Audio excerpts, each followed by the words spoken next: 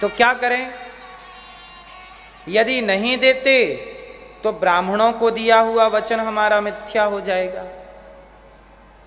छोटा सा बालक वहीं खड़ा था, सब कुछ सुन रहा था।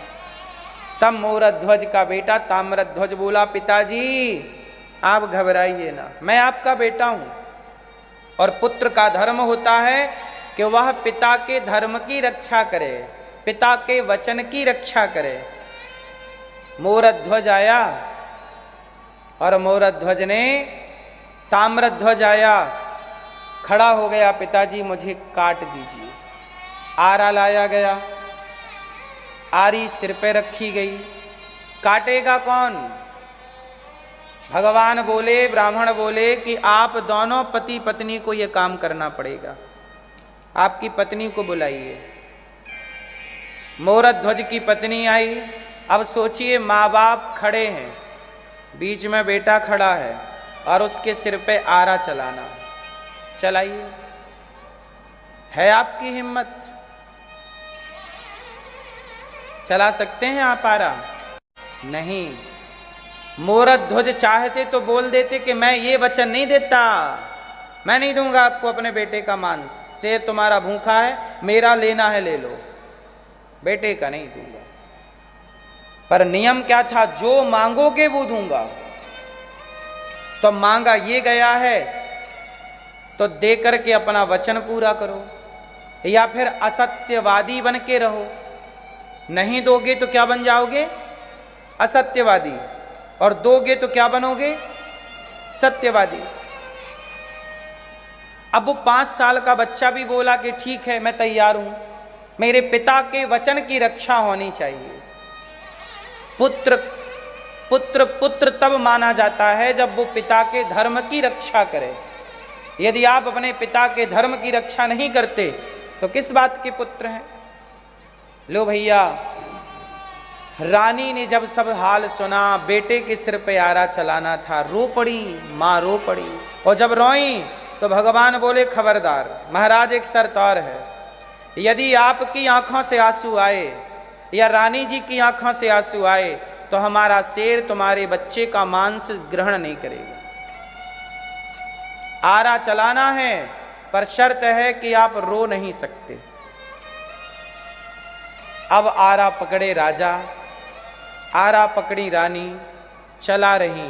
और जैसे ही एक बार चलाया तो बच्चा बोला, माँ एक बार रुक जाओ, रुको, मैं अभी आया।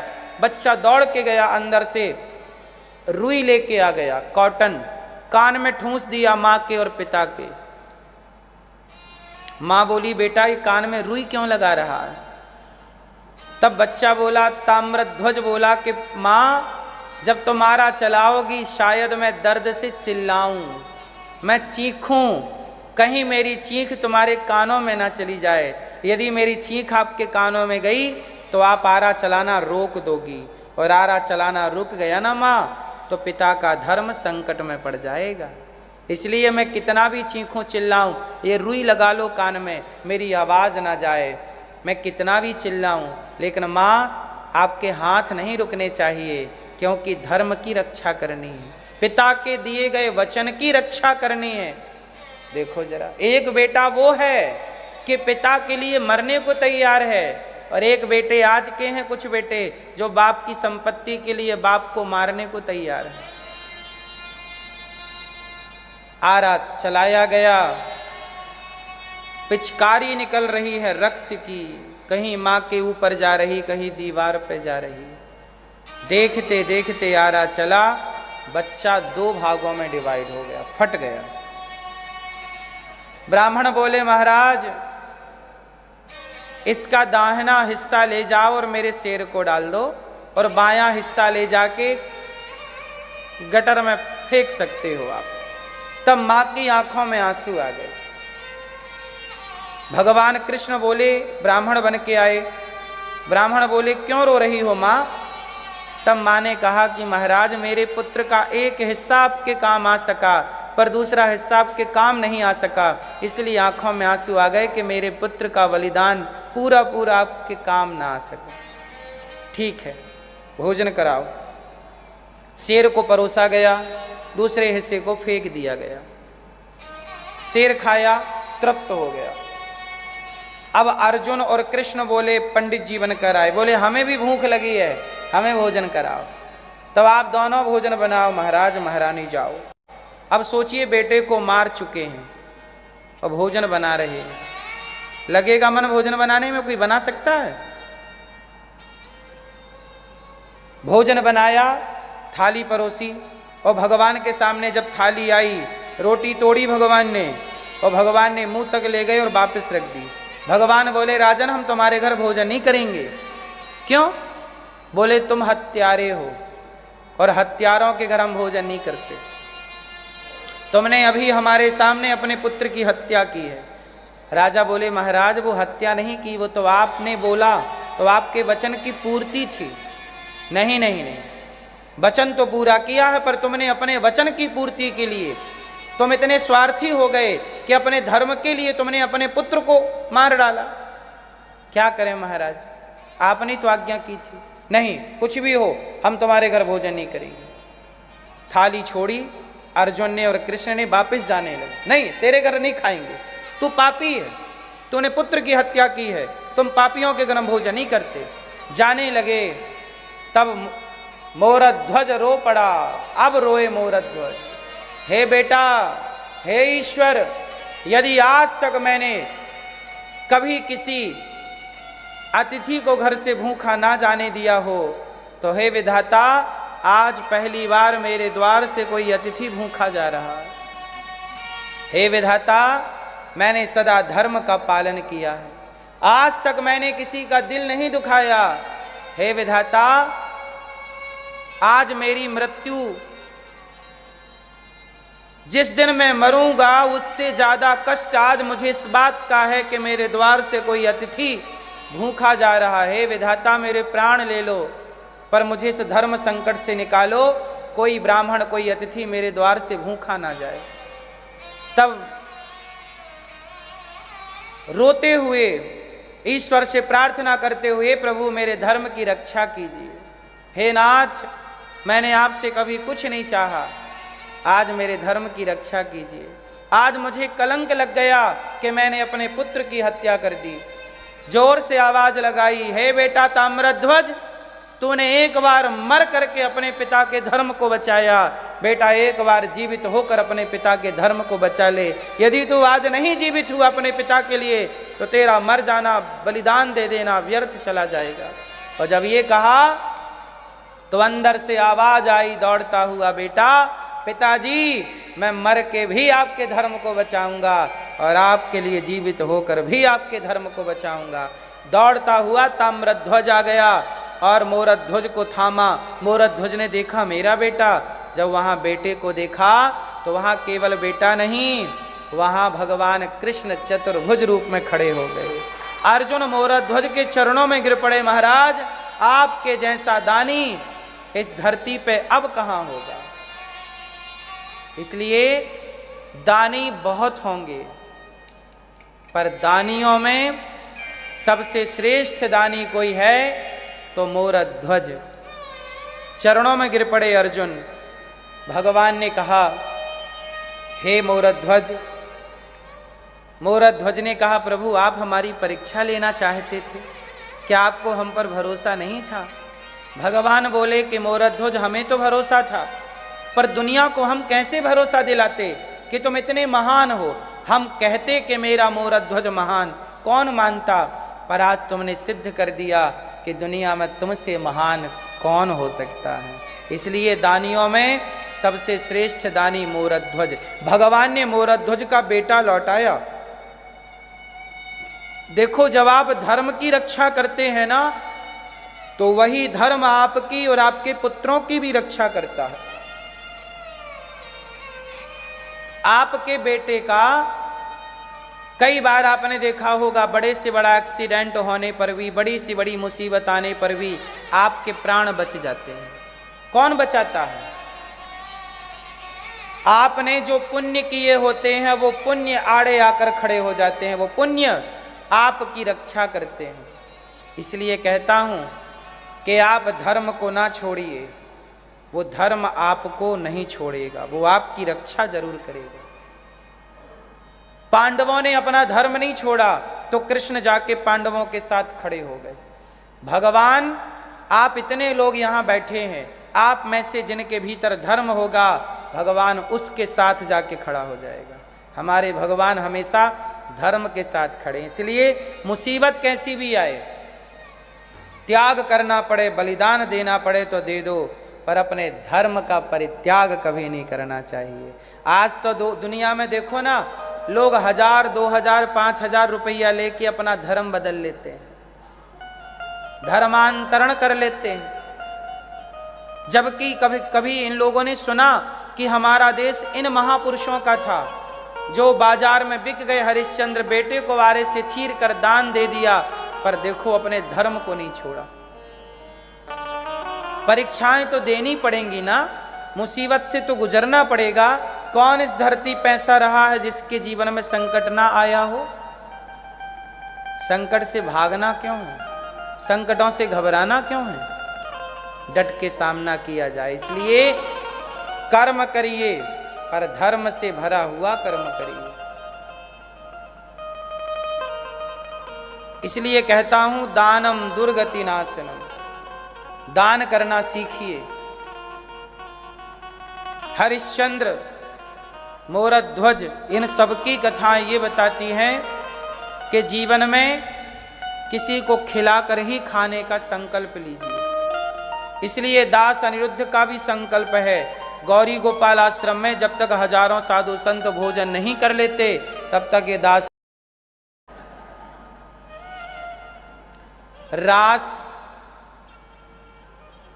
अब देखो आप लोगों ने ये बात सुनी ना, आपको हंसी आई। अब मुझे आप लोग बता सकते हैं कि आप हंसे किस पर? रासलीला पर हंसे ना आप लोग? तुम करो तो रासलीला, हम करें तो कैरेक्टर ढीला। किस पे हंसे आप लोग अभी? किस पे हंसे? कैरेक्टर ढीला को जोड़ा किससे गया? रासलीला से। तो क्या रासलीला कैरेक्टर ढीला की लीला थी? आप लोग कितनी आसानी से हंस गए, आपको पता ही नहीं चला कि ये सेंटेंस, ये डायलॉग आया कहां से। ये बॉलीवुड की देन है। उसने कैरेक्टर ढीला को कहां से जोड़ दिया? रासलीला से। अब आप लोगों से मेरा सवाल है कि क्या रासलीला में कोई कैरेक्टर ढीला जैसी कोई बात हुई थी या काम हुआ था? बोलो। तो अभी आप लोग हंसे किस पे हंसे? भगवान कृष्ण पर हंसे, रासलीला पर हंसे, और आपको पता ही नहीं चला कि आप हंसे किस पर। आप हंसे ना, किस पे हंसे? कृष्ण पर हंसे, कृष्ण की लीला पर हंसे। यही तो बॉलीवुड का जहर है। इतनी सफाई से उन्होंने काम कर दिया कि आपको आज समझ में आ रहा है कि क्या हो गया। हम ना समझाएं तो तुम्हें समझ में नहीं आएगी। रासलीला, मुझे एक सवाल आपसे पूछना है कि रासलीला को कैरेक्टर ढीला से क्यों जोड़ा गया? उत्तर दीजिए।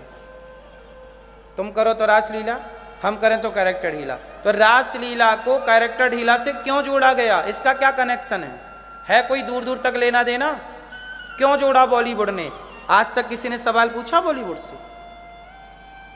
सनातन धर्म को कितना और अपमानित कराओगे बॉलीवुड के द्वारा, फिर भी तुम बॉलीवुड को सिर पे चढ़ा के रखते हो। वो बॉलीवुड जो खुलेआम गुटखा बेचता है, खुलेआम शराब का प्रचार करता है, भगवान पर टिप्पणी करता है, लेकिन आप हैं समझते ही नहीं। और कितना अपमान कराओगे सनातन का? रासलीला क्या है? तुम करो तो रासलीला, हम करें तो कैरेक्टर ढीला। कैरेक्टर ढीला से रासलीला का क्या संबंध है? रासलीला क्या थी? उस रासलीला में जब भगवान गोपियों के साथ रास रचा रहे थे, उस रास में भगवान शंकर आए थे, गोपी बनकर आए थे कि नहीं? बोलो। यदि रासलीला में कैरेक्टर ढीला था तो शंकर जी क्या करने आए थे? वो भी गोपी बनकर। शंकर जी कौन हैं? जिन्होंने कामदेव को जला के भस्म कर दिया। तीसरी आंख खोली, शिव ने क्या खोली? तीसरी आंख। तो कौन जला? कौन जला? जिन भगवान शिव ने कामदेव को जलाकर समाप्त कर दिया, वो शंकर जी कह रहे हैं, हे श्री कृष्ण हमें इस रास में सम्मिलित कर लीजिए। ये रास कोई सामान्य लड़का लड़की का मिलन है क्या? भोग विलास की लीला है क्या? अरे जन्म जन्म से तपस्या करने वाले साधु संत, जब भगवान की उन पर कृपा और करुणा होती है, तब भगवान उन्हें अपनी गोपी बनाते हैं। गोपी मतलब स्त्री नहीं। शिव जी भी गोपी बनकर आए, नारद जी भी गोपी बनकर आए, ध्रुव प्रहलाद भी गोपी बनकर आए। गोपी मतलब एक भाव, गोपी का भाव। उन गोपियों के साथ भगवान ने रास रचाए। जन्म जन्म के तपस्या करने वाले साधु संत गोपी बने। वो गोपियां भक्त थीं, और भक्त और भगवान का जो मिलन था, जैसे मीराबाई ने प्रभु को पति रूप में चाहा, मीराबाई ने किस रूप में भजा? पति के रूप में। अब मीराबाई को भी अगला जब कभी रास होगा, तो भगवान उस रास में मीराबाई को अपनी गोपी बना लेंगे। आप में से भी कोई उस तरह की भक्त हो सकती है या हो सकता है। उन सबको अपनी रास लीला में भगवान सम्मिलित करते हैं, और जीवात्मा और परमात्मा का जब मधुर मिलन होता है, उस मिलन का नाम रास लीला है, ना कि कोई भोग विलास है। देखो, देखने का नजरिया है। गालों का चुम्बन करना, गालों को चूमना, गालों को आपकी मां भी चूमती है। क्यों? जब आप अपनी मां के पास जाते हो, और यदि आपकी मां है, अब आप लंदन रहते हो, साल 2 साल बाद यदि आप यहाँ से अपनी माँ के पास गए भारत, तो आपकी माँ आपको गले लगा के आपके माथे को, आपके गालों को चूमती है कि नहीं? यदि है माँ तो बोलो हाँ। बेटी के भी गाल चूमती है, और बेटा कितना भी बड़ा हो जाए, तुम 40 साल के हो गए, मेरी माँ तो अभी भी मुझे गले लगा के मेरे गालों को चूमती है। आपकी भी माँ, आप 50 साल के हो गए, फिर भी आपकी माँ आपके गालों को चूमती है कि नहीं? अब मुझे एक बात बताइए कि माँ अपने बेटे को गले लगा करके माँ अपने बेटों के गालों को चूमे, तो क्या गलत है? अरे कैसी माँ है, गाल चूम रही है। तो बताइए, क्या गाल चूमना गलत है? चुम्बन करना माँ का बेटे के माथे पे, बेटी के माथे पे, बेटे के गालों में, बेटी के गालों में गलत है? उत्तर दो। जब माँ के द्वारा गालों का चूमना बुरा नहीं है, तो यदि भगवान अपने भक्त को गले लगा करके ध्रुव प्रहलाद के गालों को चूम रहे हों, तो क्या गलत है? तो भगवान की वह लीला है, रास लीला, जिस लीला में भक्त और भगवान का मिलन है। उस मिलन में कोई भोग विलास नहीं है। ये तुम्हें किसने सिखा दिया कि कैरेक्टर ढीला है? ये बॉलीवुड ने तुम्हारे दिमाग में घुसा दिया, और तुमने भगवान कृष्ण की इतनी पवित्र लीला को गलत वे पे लेके चले गए, गलत अवधारणाएं बना के खड़े हो गए। ये रास लीला है। भगवान शिव आते हैं, शिव से मिलते हैं। गोपियां आती हैं, जब मैं यदि तपस्या करूं, मुझे भगवान कभी काबिल बनाए, तो भगवान मुझे भी अपने रास में सम्मिलित करे और मुझे भी प्राप्त हो। वो मिलन है। जैसे आप और हम यहां मिल रहे हैं। अब बताइए, मिल तो हम भी रहे आपसे, आप भी हमसे मिल रहे हैं। बताइए, इस मिलन में कोई पाप है, कोई गलत है? माँ बेटे के मिलन में कोई गलत है? तो भक्त और भगवान के मिलन में गलत कैसे हो सकता है? चलो एक छोटी सी बात और समझा दूं आपको।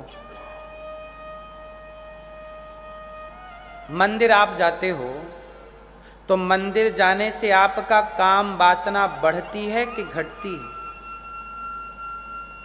उत्तर दो। बोलो, घटती है कि बढ़ती है? हाँ,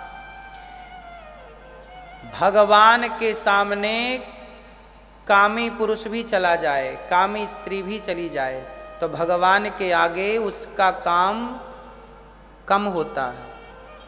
हाँ या ना? प्लस नहीं होता कि भगवान को देख के और काम जाग रहा, ऐसा नहीं होता। भगवान को देख के काम माइनस होता है। ये बात सही है कि गलत है? आप पति पत्नी काम वासना में डूबे हैं और तभी कीर्तन भजन होने लग जाए, अपने आप आपका काम समाप्त हो जाएगा। प्रैक्टिकल करके देख सकते हैं आप लोग। काम वहां नहीं, वो कहते ना जहां राम तहां काम नहीं, जहां काम तहां राम। काम वासना है और कीर्तन होने लग जाए, कथा होने लग जाए, तुरंत काम आपको छोड़ के खड़ा हो जाएगा। ये बात सही है कि गलत है?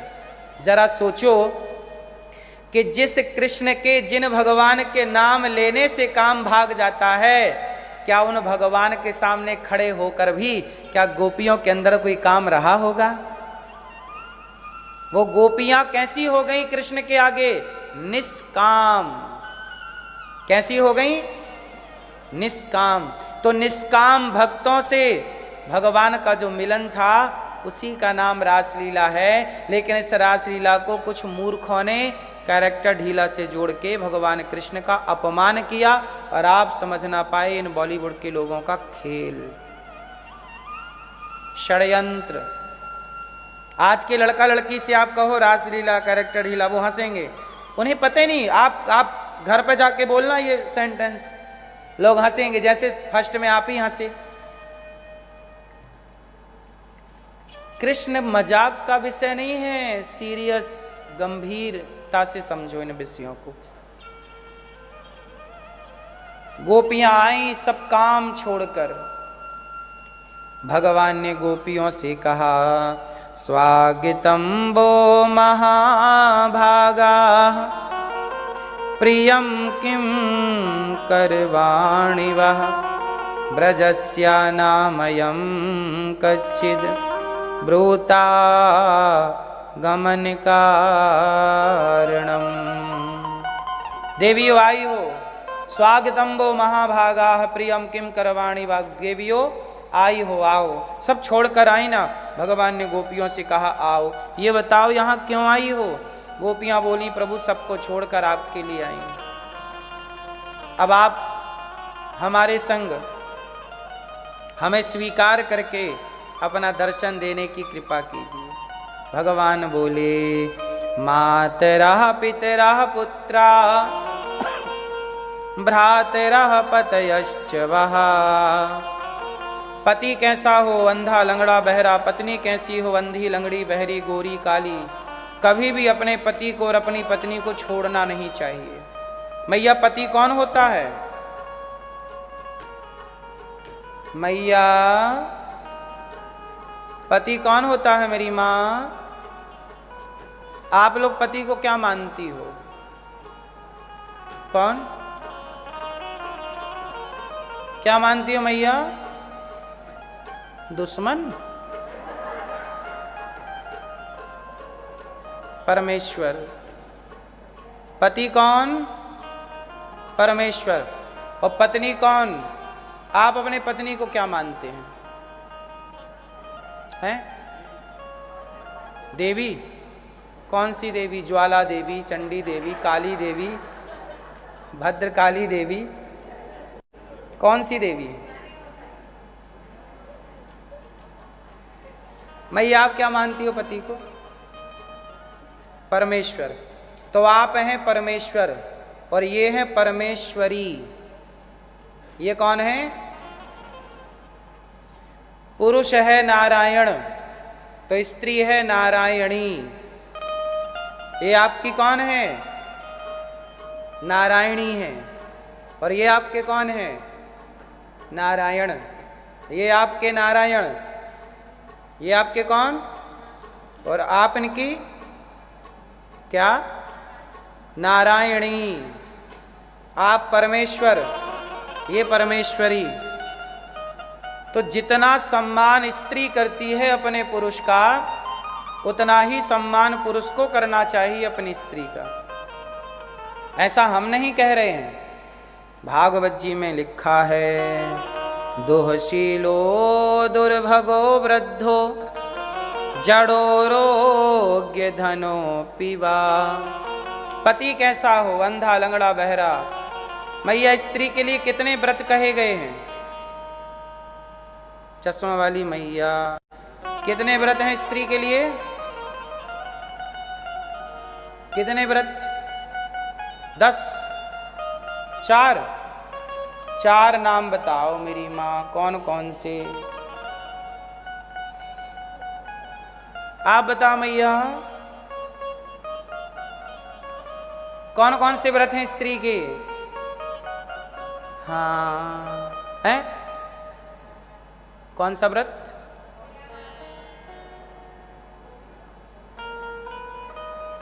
ओ मोबाइल वाली बहन, कितने व्रत हैं स्त्रियों के? करवा चौथ, गया प्रसाद, वर्षा ऋतु,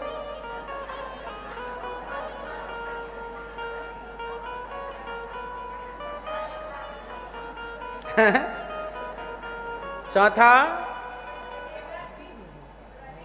देवड़ा, घेवरा खाने वाला, घेवर खाने वाला व्रत।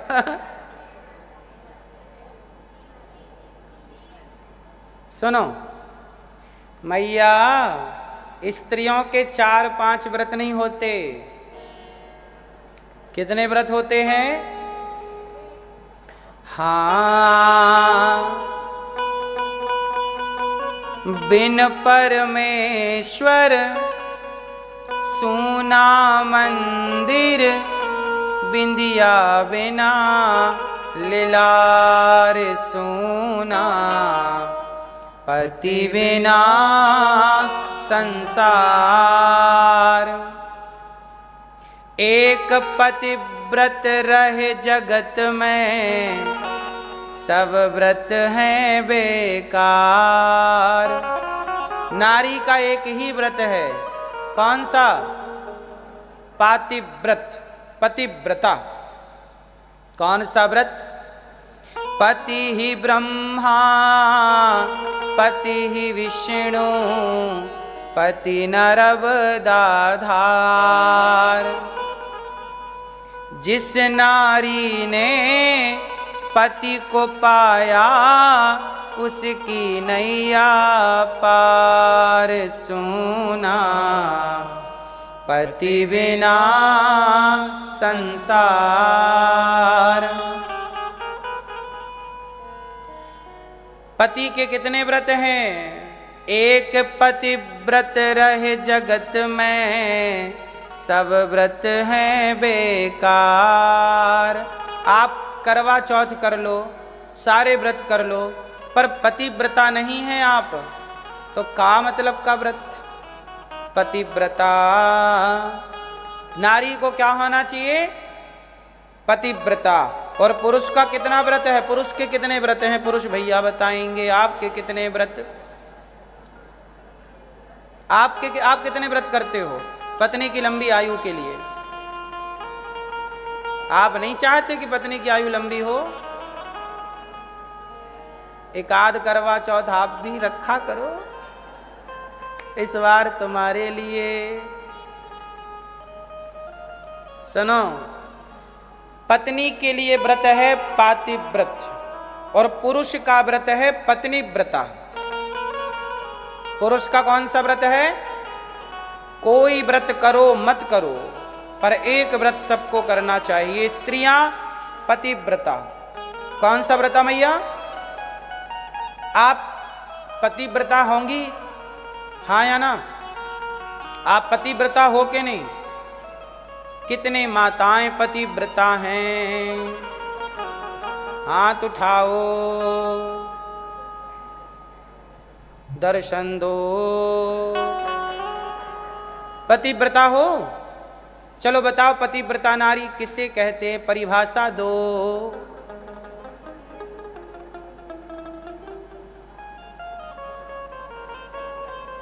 पतिव्रता नारी किसे कहते हैं? परिभाषा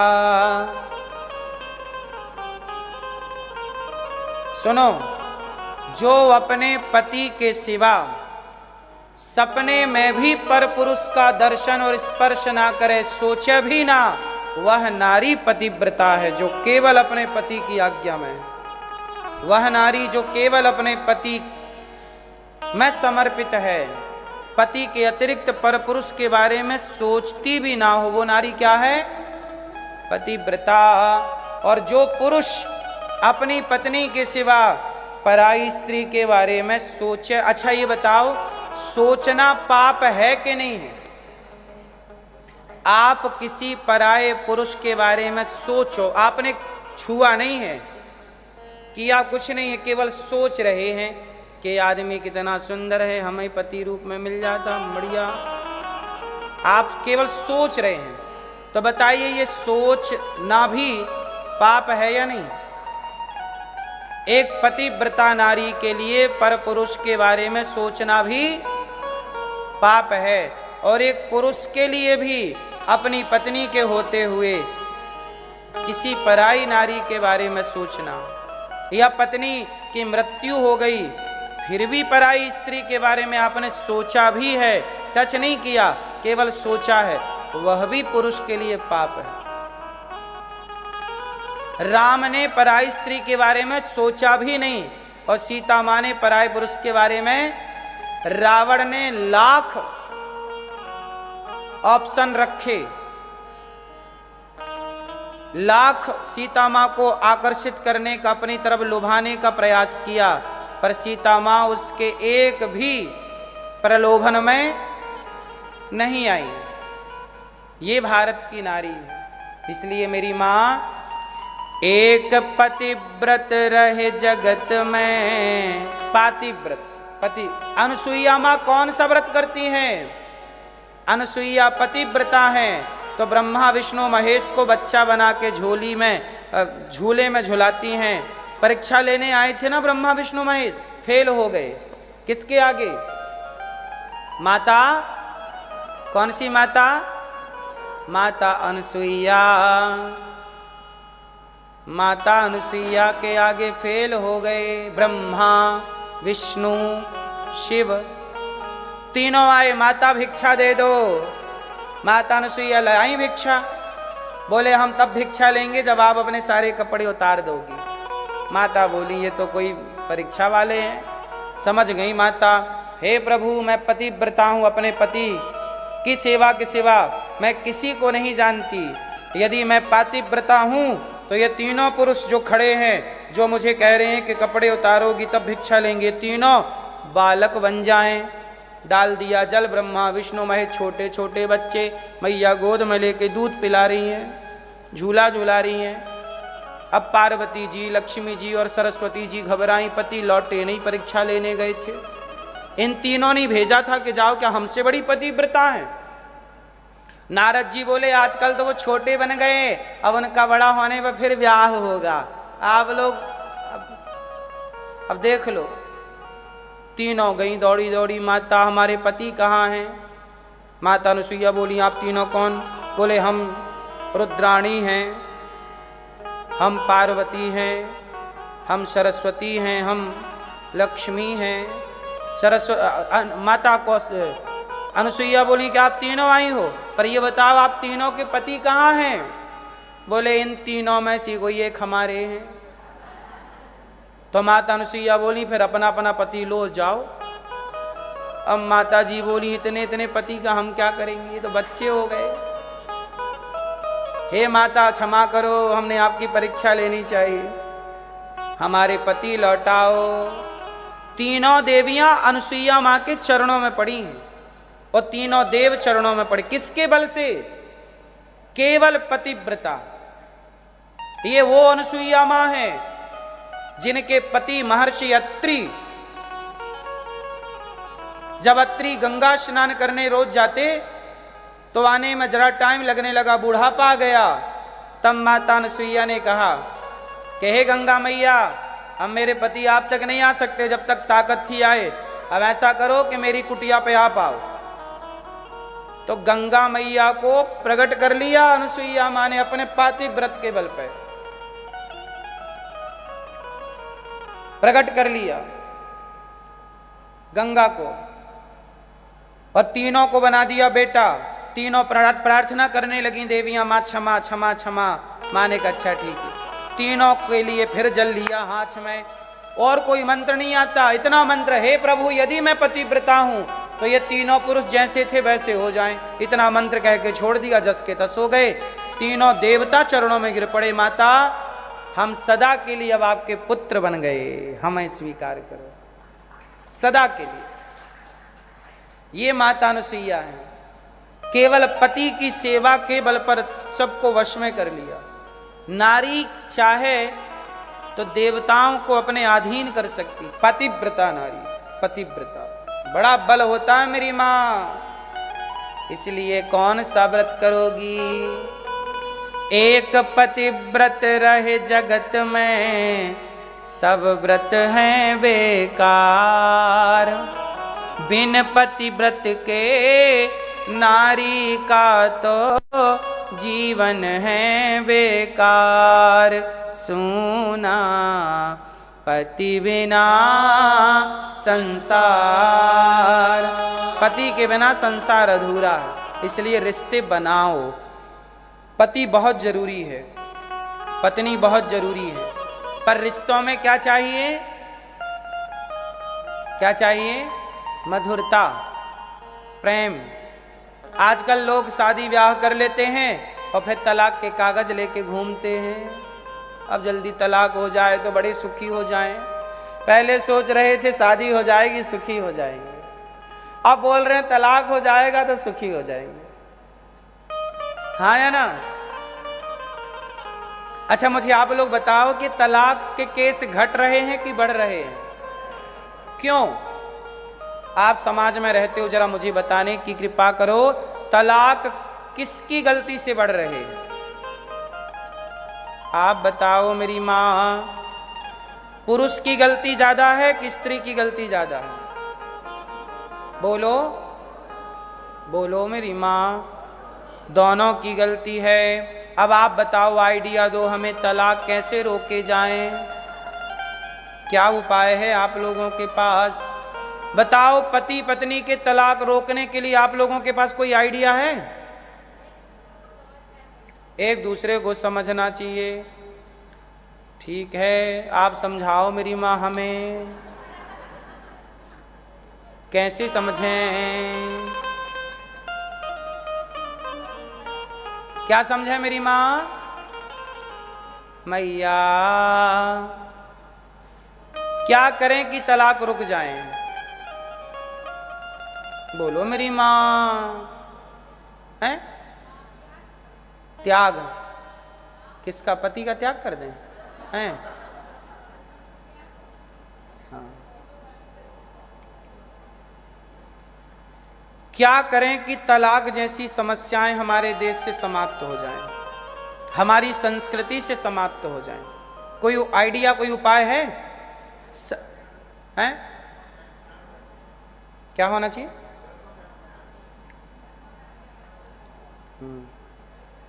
ठीक है, सहनशीलता हो, पेशेंस हो, ठीक है। और बताओ मेरी माँ आइडिया? नहीं? अब हम बताएं? सुनो, मेरी बात आप समझ लोगे तो तलाक ही नहीं होगा। कहो तो बताएं। रिश्तों को बेहतर बनाना है तो क्या करें कि रिश्ते बेहतर हों? पहले तो ये देखें कि हमने जिससे विवाह किया है तो हमने क्या देखकर विवाह किया है। पहले तो ये प्रश्न है। क्या आप लोगों ने विवाह किया ना, क्या देखकर विवाह किया? पुरुष में क्या देखा? स्त्री में क्या देखा?